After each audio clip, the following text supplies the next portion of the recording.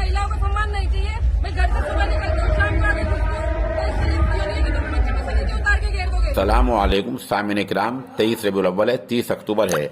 मगरबी उत्तर प्रदेश के जिला बागपत के कस्बा बड़ौत से खबर आ रही है कि वहाँ आज आशीर्वाद सभा हुई है। स्टेज पर बैठने को लेकर हंगामा भी हुआ है और 2 खातिन की बेइज्जती हुई बताई जा रही है।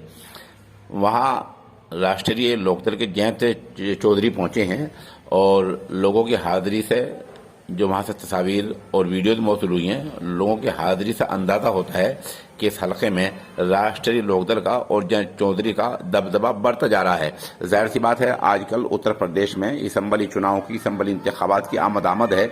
इस मौके पर ऐसे हालात में जो सियासी पार्टियों का अंदाजा होता है वो आमतौर पर रैलियों से हुआ करता है, जलसों से हुआ करता है। बड़ौत की आज की हाजिरी को देखा जाए तो अंदाजा हो रहा है कि राष्ट्रीय लोकदल का फिलहाल काफी दबदबा है। स्टेज पर जो कुछ हुआ है उसकी एक वीडियो पेश खिदमत है।